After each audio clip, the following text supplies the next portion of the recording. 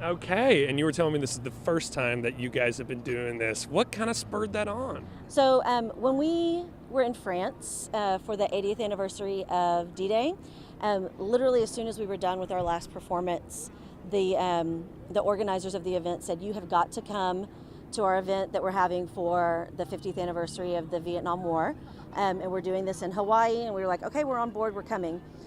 Well, in February, our parents got really, really nervous about air flight because we have a lot of inexperienced flyers and travelers, and they were just very concerned. So the parents ended up canceling that trip, and our entire purpose of that trip was to honor the Vietnam veterans. So we said, well, we're going to do it locally.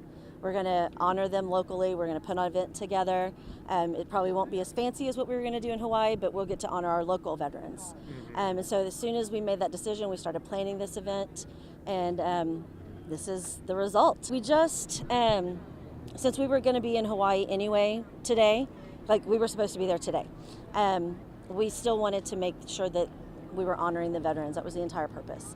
And so we spent the next month brushing up on our patriotic music that we need to sing for today, and making sure that we were ready to perform for these gentlemen and putting this ceremony together. It's taken a lot. We had to, of course, get city permits. One of the Masonic lodges is cooking the turkey legs for us today. We got one of our local DJs, luckily had a spot open, so we were able to get him to come.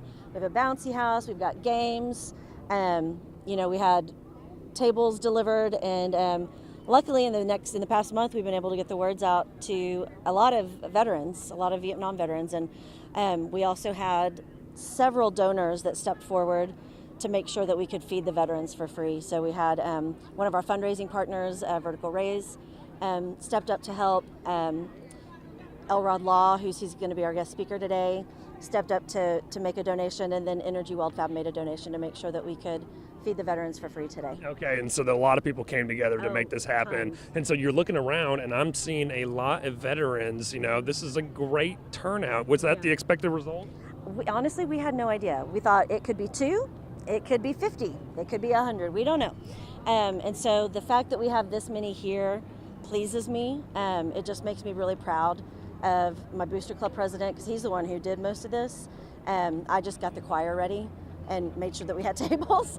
But our Booster Club president is the one who has been hitting the streets and making sure all of this happened for us. So I'm super proud of him, proud of our booster organization, and proud of my kids for getting up early this morning and helping to set up. I just want to say thank you for your service, whether it was volunteer service or not volunteer service. We want to make sure that they know how appreciative we are of what they did. My parents talk a lot, and have talked a lot about the Vietnam War. That was their generation. My mom talks about how about half of the boys that she went to high school with didn't come home. My dad missed being drafted by one day because they were drawing birthdays. He was the last one drawn, and he missed it by one day, which is probably why I'm alive.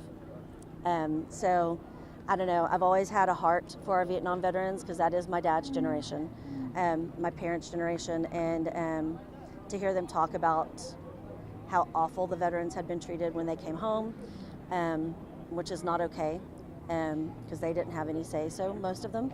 We want to make sure that we're taking this opportunity while they're still with us to say thank you, and we appreciate you.